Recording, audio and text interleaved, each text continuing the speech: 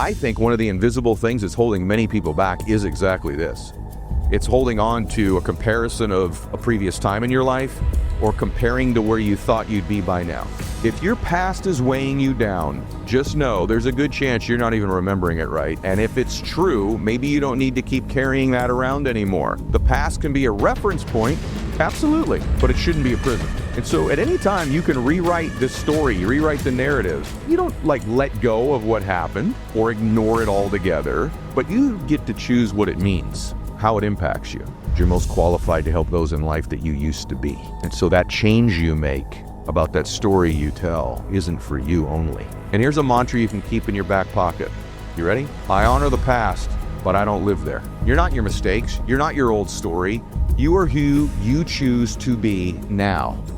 Every moment from here on out is a blank page. You get to decide how that story ends. I got to grab the pen of my life and I got to start to become the author again. You cannot write that new chapter if you're constantly turning the pages backwards. You can't. So you have to start to write the new chapter. The only way to do that is turn the page. Turn the page. What if you stopped asking, why did I do that? And started asking, what's next? You owe your future a chance. That future is within your hands right now. And I can tell you, you're right where you're supposed to be, but you're not supposed to stay there. There's bigger and better ahead for you.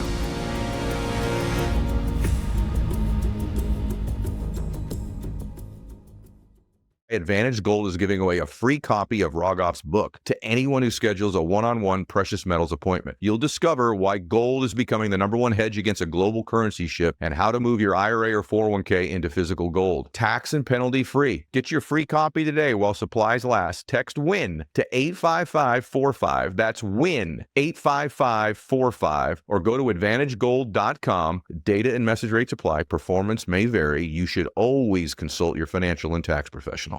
All right, welcome back to the show, everybody. So this week's show is very important to me. I really want you to lean in and consider some of the things I'm going to talk about today. I'm going to challenge some of your conventional thinking as well. But if you buy into what we're talking about here today, I think it can really impact your life in a positive way. So let me ask you a question. Have you ever had the thought, I thought I'd be further along by now? Have you ever had that thought? Like you just kind of think, I thought I'd be further along. I thought I'd be more successful. I thought I'd be happier. I thought I'd be richer. I thought I'd have a better relationship. No matter how old you are, you could be 18 listening to this, or you could be 78. You ever had that thought? Because I have. In fact, a few weeks ago, I was really ruminating on, I thought I would have helped more people by now. And it's a really debilitating thought because comparison is the thief of joy. Maybe you've heard that before. And we compare to other people. We compare to certain situations, but two of the most insidious types of comparison that are never talked about is comparing to your past or comparing to what you think is possible. And so today we're going to talk about the weight of yesterday. And that's really what I'm calling the podcast, the weight of yesterday, meaning the weight of comparing to a previous time in your life, a previous relationship, a previous career, a previous level of bliss or happiness in your life. You could be in a relationship with somebody and you're comparing it to a previous time in your relationship, like when you first started dating. And that will steal your joy. And one of the biggest weights is comparing it to the ideas you had in your life in the past of where you would be by this point. I've never heard anybody talk about that before, and I want to talk about it with you today because it's a debilitating thought, and it can be one of the things that's holding you back. If you have this unconscious thought, I thought I'd be further along, you're really not present. It certainly isn't good for your self-confidence. It's not good for your identity. But just the very thought of, I thought I'd be further along by now, takes you to the past of thoughts you had about this time and takes you out of the current moment. And it certainly takes you out of the future. And so let me hit you with something really wild. You ready for this? This is the part that's going to challenge your thinking. Most of the memories we hold on to, the ones that keep us up at night or shape how we see ourselves, they're not even accurate. And I know that sounds dramatic, but it's actually true. Our brains, they really don't work like videos. Our brains work more like kind of an editor of a video. And so what they do when we have a memory is they sort of create a video or a thought in our mind that's not even accurate. So it kind of remixes a little bit, it rewrites things, it cuts it, because it's also comparing that video to previous times in your life. So this may sound crazy, but many of your memories aren't accurate. They're within a ratio of accuracy, but they're not completely accurate. And so if those aren't accurate, neither were these delusions or dreams you had at one point of where you'd be by now. What if the truth of the matter is you're exactly where you're supposed to be in this moment right now? And that really the things that you remember about your past, although I know you're sure it happened exactly the way that you think it did, I can tell you that all of the data, psychologists, neuroscientists, etc., will tell you that our memories are not completely accurate. And I know that's crazy, especially when you argue with somebody about something that happened, you're completely sure. But I'm telling you, it gets edited. It gets remixed. And so if that's not accurate, neither is the idea that you'd be further along by now. You're right where you're supposed to be. The question isn't that you be further along by now or in your happiness or your relationships or your finances. The question is truly, can you learn from the past and make it more accurate? And can you create a compelling future from here? But if you ruminate all the time, I thought I'd be further along, I thought I'd be happier, or you're holding on to these memories and replaying these videos of this happened to me, this situation of the past, it creates an impossible situation to create abundance in your life going forward. And so I think one of the invisible things that's holding many people back is exactly this. It's holding on to a comparison of a previous time in your life or comparing to where you thought you'd be by now. There's a psychologist named Elizabeth Loftus, and she's very interesting. She spent decades proving memory is reconstructive. She showed that with just a little bit of suggestion, people can be convinced that they remember things that really never happened or didn't happen exactly the way they think they did. I was talking with my sisters not too long ago about a couple situations that had happened in our home. And I have 3 sisters. There's 4 of us total, but 3 of us are around the same age, and then I have a younger sister. And the 3 of us that are around the same age, we have completely different memory of the exact same scenario and the details of them as well. Yet somewhere in between what the 3 of us think happened, we're all 100% sure our version of it's were true. And this happened in multiple different scenarios that we went through. It was fascinating. And so it is true that you've edited the video a little bit. And the fact of the matter is it's irrelevant because it's in the past. And if you keep ruminating on it, you're going to end up 5 years from now going, I thought I'd be further along by now. And so she showed that with a little bit of suggestion, people edit the video. In one study, over 70% of participants believed a totally different made-up memory about being lost in a mall as a kid. Can you imagine this? And it's not just dramatic stuff. Even emotionally charged memories, like where you were during a big event, change over time. I literally the other day said, I know where I was during 9/11. I was sitting in front of my TV and blah, blah, blah, blah, blah, and I know what the TV looked like. And then a little while later, I actually realized, that was where I was watching the OJ chase. I conflated 2 totally different events. One, the most dramatic, tragic event in the history of our country, and the other, just a crazy scenario with a guy who probably killed somebody, right? I literally was sure it was that TV in that room, and it wasn't. And people will swear, remember every detail of where they were during something like 9/11. But when researchers checked out a year later, the stories behind it had shifted. The confidence stays high, but the facts totally off. Now, I know this is hard to accept, and I'm not saying all of your memories are inaccurate. That's not what I'm saying at all. In fact, I think the majority of them are accurate, but I believe there's been editing. And I believe there's remixing, and I believe that there is nuance that's missing, and context, and sometimes they get bigger and worse and worse and worse, and sometimes we manipulate details of them to soften the blow.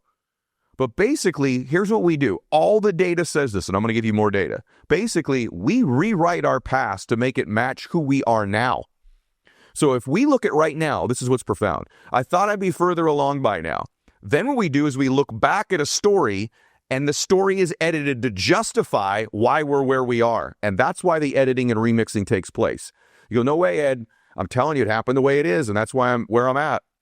The fact of the matter is you are where you're at because of the decisions and choices you've made in your life. You are responsible for it. And if you end up alleviating yourself of the responsibility of where you are in your life, you now have lost total control over your life. If you buy into the idea that because this situation that's probably not even accurate in my memory happened, that explains why I'm where I am. That means you are out of control, that you have no sense of control over your life, and that you are basically left to the whims of other people's choices and behaviors for your happiness, wealth, success, and progress. You couldn't be telling yourself a bigger lie. And so as a friend, I'm telling you, stop the crap. First off, the story you're telling yourself isn't completely accurate. I'm going to give you more data to prove it. I say this out of love because I want you to be happy. I want you to be more successful. And even if it were true, so what? So what? Win anyway. But the confidence stays high in these stories, and they can be completely off. And I say this to you with compassion because I'm talking to myself. The fact of the matter is, it doesn't matter. You're where you are, and I'm where I am because of the choices I've made. And I'm not going to compare any longer in my life where I thought I'd be and then create a story or use a story and manipulate it just a little bit without even knowing I'm doing it, by the way, to justify where I am. And so I'm not saying you've made the story up, not at all. What I'm saying is some of the alterations have been made to justify your current existence. And I'm challenging you to stop the comparison anyway. If you don't believe anything I'm saying, then I would just say, surrender that story and let's take some responsibility for where we are and let's make some new choices and decisions and get out of this pattern and this loop.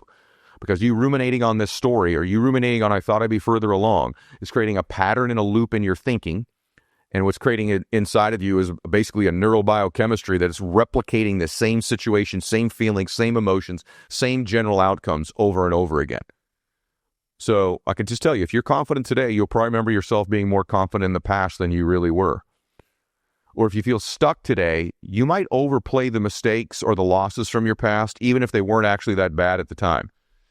So here's the big takeaway. If your past is weighing you down, and you should really evaluate whether it is even a little bit, just know there's a good chance you're not even remembering it right. And if it's true, maybe you don't need to keep carrying that around anymore. The past can be a reference point. Absolutely. But it shouldn't be a prison. You shouldn't be living in this cage you created around you of justifications and explanations and excuses any longer. Challenge with this is that a lot of the research says that almost 40 to 60% of the story we tell ourselves is not accurate. That you're actually reliving a story from the past that isn't true, but you believe it's accurate. So by believing and allowing something that didn't even happen the way you think it happened to completely dictate the terms of your life is crazy. Think about this. You're allowing something that didn't probably really even happen exactly the way you think it happened. That's what all the data tells us. To totally dictate the terms of your current life. And I know you're saying, no, look, I know exactly what happened the way it did. I know how I felt. I get all that. I'm saying that there's a reference point to now. And you're really missing the nuance. Therefore, you've missed the entire lesson. So even if it's 90% true, God didn't intend you to live this way. He intended you to live in bliss and peace and contribution. Most people can really tell you a lot of details about a story, and it's not even really there. We don't replay memories like a video. We reconstruct them each time we recall them. So Loftus actually famously showed that memories can be easily manipulated or implanted with false details. If you want to know this, you can look up Lost in the Mall. It's an experiment. Google it. Memory is not like a recording device, she said. It's malleable. Then we replay this recording over and over, and it becomes familiar. And then we try to stay consistent with it because we're always trying to stay consistent with who we believe we are and what we believe has happened to us. So now what happens is we begin to condition ourselves to be exactly like the story we're telling ourselves. And over time, your mind complies. Your unconscious mind complies. And so you begin to evaluate circumstances based on your previous memories. You begin to respond or reply in certain ways based on patterns you've created based on this memory you have that may not even be accurate. And so if you're trying to change yourself, but you're still replaying a story, it's very difficult to change. People are stories, and with those stories become familiar, we create patterns, and we repetitively come back to this same exact location in our life. It's much like the thermostat analogy that I teach all the time. Once you've got these memories, you lock in your temperature at 75 degrees. When you start heating your life up, oh my gosh, I'm so happy, I'm at 85, 90, 100. You subconsciously and unconsciously turn the air conditioner on of your life and cool it back down with a wrong conversation or a mistake. In wealth, you're comfortable at 75 degrees and all of a sudden, oh my gosh, business is good. I'm at 80. I've saved money 90. And then you turn the air conditioners on and make a purchase you shouldn't or make an investment that doesn't go the right way. And you get your life cooled back down. You turn the air conditioners on unconsciously and you get your life right back to what you believe you deserve. You do it in your relationships, in love. You do it in happiness. You do it at work. You do it in bliss. You do it in your body. You ever seen somebody who thinks, I'm like 75 degrees of fitness. Maybe they're 15 pounds overweight. You see them. 6 months later, and they've lost all the weight. They look amazing. You go, my gosh, what are you doing? Oh, I'm on this, I'm on that, they look amazing. Then you run into them in a year and they put it all back on again. Why'd they put the weight back on? Because they don't really believe they're that fit person. So they turn the air conditioners on, stop eating. Maybe they manifest an injury. Maybe they stop training, and bam, back to 75 degrees. Happens in every area of our lives. We think it's circumstantial. We think it's coincidental. We think it's because of this. But here's what it is. It's previous stories you're telling yourself, or comparing that you thought you'd be further along, and you creating patterns and thoughts to stay consistent with that story. So if the story you're telling yourself isn't 100% true, then maybe you're not even bound to it like you think you are. Maybe you're not stuck to the story. Maybe you are not stuck to the story anymore. Maybe just knowing perhaps some of the details are murky or inaccurate or wrong can allow you to loosen the grip it has on you. And so at any time you can rewrite this story, rewrite the narrative. You don't let go of what happened or ignore it altogether, but you do get to choose what it means, how it impacts you. My dad's drinking's a perfect example. I grew up with an alcoholic father. I could have chosen, by the way, there's alcoholics and drug addicts all over my family. I could have chosen to believe that that's what I come from. Right? I wasn't paid attention to by my dad. I didn't have a lot of self-confidence as a little boy. I could have decided to tell a story that I'm not worth it. And I did do that for a while. I watched my dad operate out of anger, and so I thought that's how a man acts. He operates out of anger. So these observations we make, and I know even in the stories I hold true to be about my dad, I've accepted probably 20-30% of it. I've edited, and I've lost some of this nuance, and it's not even accurate. But about 70-80% of it's accurate. But because I know it's not all accurate, it's lost its grip on me, and what I did is I changed what it meant. I learned a lot of things from my dad of what I want to be, and I learned some things in life and lessons from watching him that were hard on him and have made my life easier because I took the right meaning from watching the mistakes he made. And then I watched him change into this incredible man who became my hero, and the lessons of how someone can change. I am literally in the business of helping you change your life because I don't think you can. I know you can. And the reason I know you can is I watched my father do it. And because I watched my father change from somebody who was aggressive and I was afraid of and was an intimidating person and very self-centered and not always honest, to the most honest, gentle, kind, strong, giving, beautiful man who helped thousands of other people with their sobriety. Because what I learned from my dad is, I know you can change your life. And I saw the steps he did, and it was hard work. And I also know that the reason he could help so many people with their sobriety is because you're most qualified to help those in life that you used to be. And so that change you make about that story you tell isn't for you only. It's for all the people you're going to be able to help who are telling themselves a similar story or went through something similar to what you did.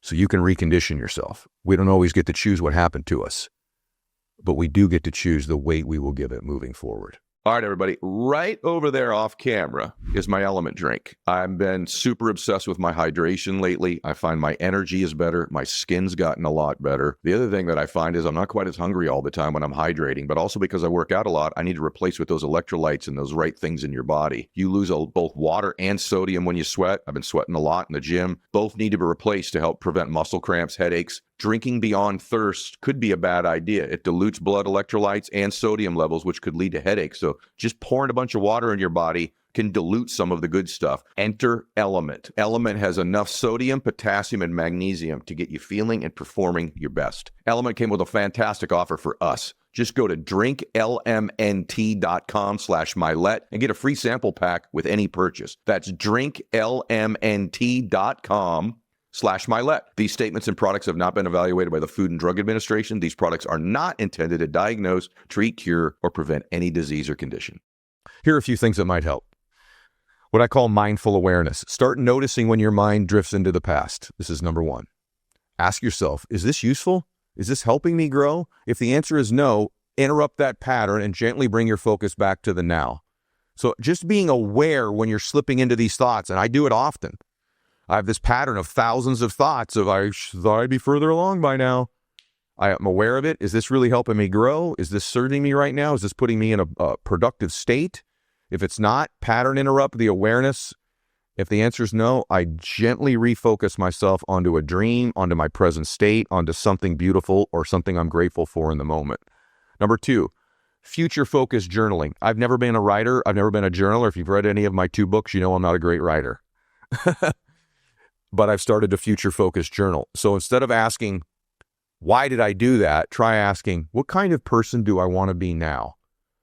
Write your future self like you're rooting for them, not dragging them down. So I write about my future me, who I'm going to be, how I'm going to give, what I'm going to look like. And I actually write it as a fan of me. So not to drag myself down. Every time I replay these memories of past or where I thought I'd be, I'm not being my own biggest advocate.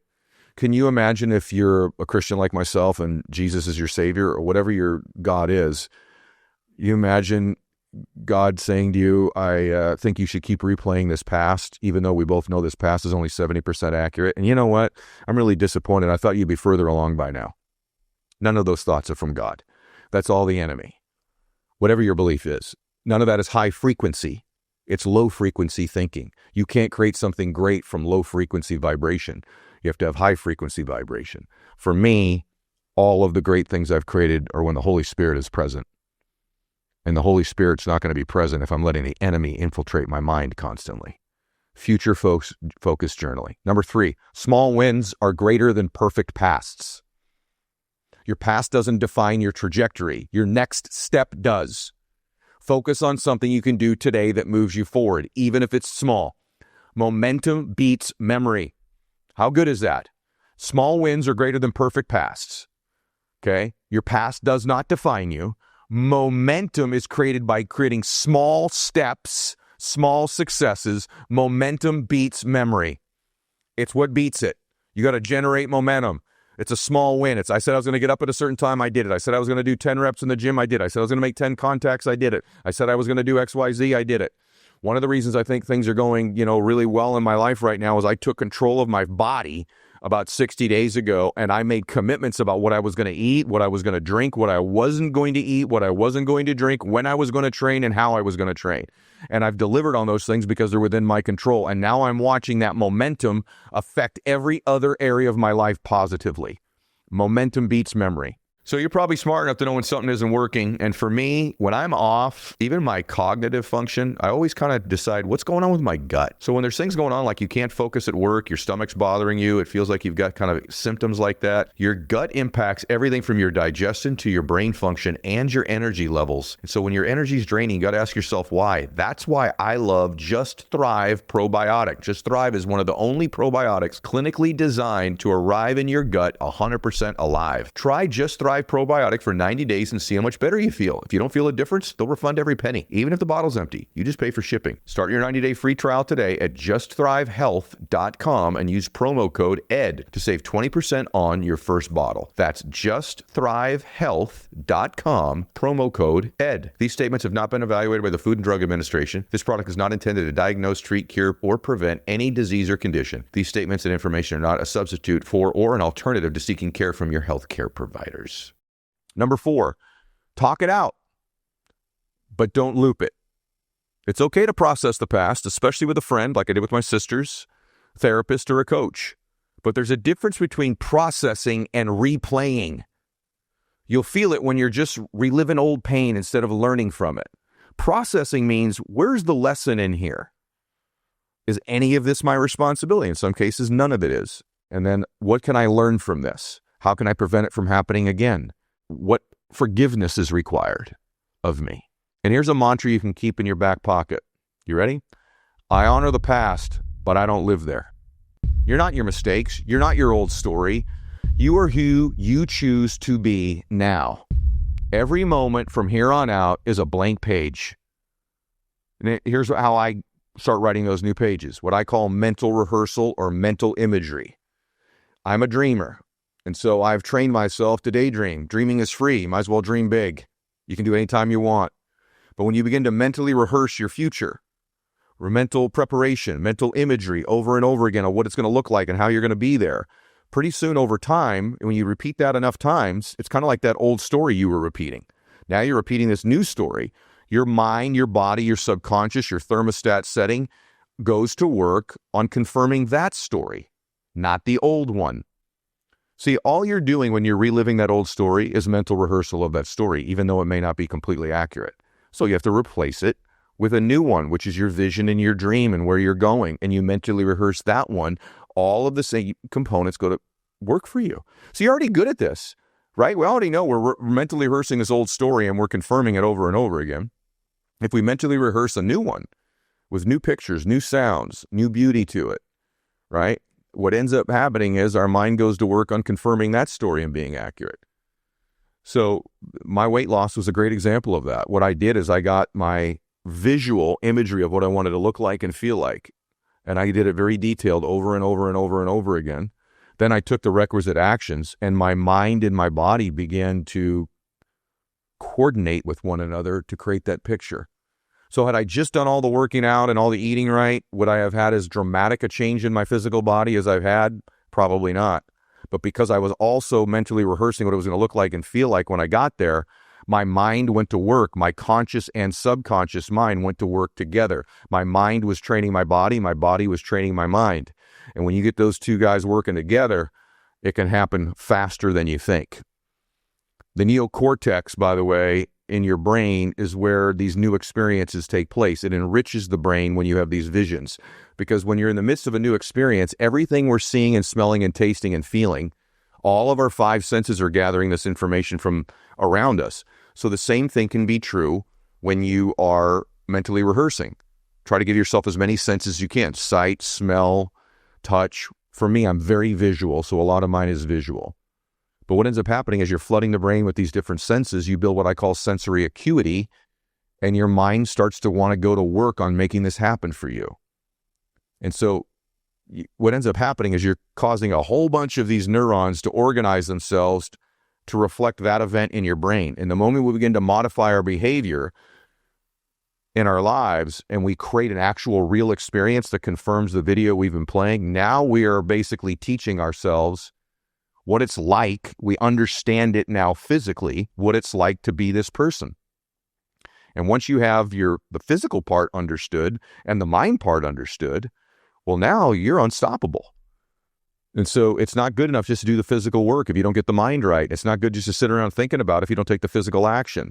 And so when you do that, when you get the mind and the body working together, when your vision and your actions are congruent, what ends up happening is it becomes the state you're in. It becomes who you're being. You're a human being. When you're a human being, your thinking and doing is congruent. But when you're ruminating on the past, I thought I'd be further along, no matter what you're doing, that's not congruent. But when you put the two together in some congruency, look out. And when you're in that state, when your thoughts and your emotions and your feelings are aligned, we activate a part of the brain called the cerebellum. And the memory center, in which we've practiced it so many times, no longer has to think about it. It ends up requiring us to think bigger. And our habituated behaviors, our memorized emotions determine who we are. Until we do is rethink our existence and who we want to be. So if we say that every time we do or learn something new is forwarding a new connection in your brain, we could say that remembering is then maintaining and sustaining the same thing. So the key with memory, the key with visualization is repetition. The more you do it over and over and over and over again, you're reinforcing these circuits. And I really believe, as I said many times, Wayne Dyer, one of my mentors, about the power of intent. I write about it in The Power of One More. Once you've got that down and your intention is, how can my behavior begin to line up with what my intentions are? How can I get my actions to be congruent with what I'm thinking? You become pretty powerful when you do that. So really what you're doing is just the process of creating a new you. And I believe if you do that over and over and over again, you're installing inside of you the program to achieve it. And once you become conscious of, kind of things you do reflexively, how you respond to certain stimulus, you can go, I'm doing it. And that awareness leaves you. And so all of a sudden, I can tell you this from personal experience. I'm very different than I was 20 years ago. My patterns of responses to stress, my patterns of responses to setbacks, victories, the way I view myself. When I was younger, I thought I was just this great leader. And as I've gotten older, I realized I'm not that great. I used to think I had everything figured out. Now I know I have almost nothing figured out. But what I have learned has a lot to do with mentally rehearsing my future, who I am and who I want to be, and then getting my actions to align with that vision that I have. And I think what I'm doing is I'm changing myself neurologically into where at some point you don't have to think about it. It becomes habitual. And the reason that your mind wants to create these habits is your brain wants to conserve energy. So it loves habits because it doesn't have to think. It doesn't have to burn energy. And so your brain wants you to do this. And it just takes a little bit of work. It's not that big of a deal. I only gave you 4 things to do. It's not like there were that many, right? But if you do these things, you can change your life. But I can tell you what you can't do. You can't ruminate on a story that's only 70% true. And I can tell you what you can't do. You can't be going, I thought I'd be further along by now, and comparing yourself to some vision you used to have. And so here's what's going to happen. It's going to be uncomfortable for a little while. Discomfort level will bring a peace. But here's what I really want you to work on. There's 2 states. There's a sympathetic state and the parasympathetic state. And I've done a lot of content on that. I'm not going to cover a lot of it today. But when you're in this stress state of replaying this event from your past, you're in a sympathetic state. You cannot create from there. Whether you have a traumatic memory or a letdown or a hurt or a failure in your mind and you repeat that over, you're in a sympathetic state. You cannot create a compelling future from a sympathetic state. But when you are blissful, when you're at peace, when you're in future vision and you are vision casting and you are illuminating a new future and you are visualizing and projecting the future, then you're shifting yourself into a parasympathetic state, which is a state of creation, which is a state where you're open to changing and learning and growing. And this mental rehearsal can put you right into that place. Parasympathetic is creation. You're in a new experience because you change your behavior. In other words, in parasympathetic state, the body is learning to operate itself from a biochemistry standpoint in a way that serves you. And when you're comparing, I thought I'd be further along, or you're comparing to the past, or you're ruminating on a story, you're not doing anything from a biochemistry perspective that is out of creation. And I know maybe this sounds deep because I told you I was going to push you on your thoughts today, but remember this, the repetition of this over time neurologically has a chemical change in you. Literally, you'll remake yourself. If your memory is just a story you keep telling yourself, then you get to decide how that story ends. Or you can stop telling it at all or keep telling it. But you get to decide how that story ends. And there's a time in your life where you go, all this stuff he just said, great, here's what I got to do. I got to grab the pen of my life and I got to start to become the author again. Me and God need to start writing some new chapters. I'm sick of reliving these old chapters. I'm not even sure after what Mylett told me on the podcast, everything I remember is true that's written in this book I keep repeating over and over again. But even if it is 100% true, I would prefer to start writing a new chapter. Well, you cannot write that new chapter in a sympathetic state. You cannot write that new chapter if you're constantly turning the pages backwards. You can't. You can't write a new chapter when you're flipping back to chapter 4. Okay? The good news is God's given you, you're still here, more chapters to write. Do you want to keep writing the same chapter and repeating the same story? Can you imagine picking up a book and every chapter's the same story? Over and over and over. Maybe the cast of characters change, but it's like this happened, this happened, this happened. And then you replicate it over and over and over again in your life. So you have to start to write the new chapter. The only way to do that is turn the page. Turn the page. And I say this to you as a friend today. You're capable of this. This isn't that difficult. Awareness is what matters. You're exactly where you're supposed to be. And you know what? I think you can create a great future from here. We just need to get some momentum going. Here's what I want to leave you with. What if you stopped asking, why did I do that? And started asking, what's next? Not in a rushed, forget everything kind of way at all, but in a real, intentional, projecting forward-thinking way. Here's a small challenge for you this week. Write a letter to you of the version of the person that's stuck in the past. Thank them for getting you here. Acknowledge what they went through. And then let them know it's okay to rest now, that you've got it from here. You don't owe your past an apology. You owe your future a chance. We're headed to a new life, everybody. We're headed to a new reality. You owe your future a chance. That future is within your hands right now. And I can tell you, you're right where you're supposed to be, but you're not supposed to stay there. There's bigger and better ahead for you. Hope today helped you. God bless you. Share it. Max out.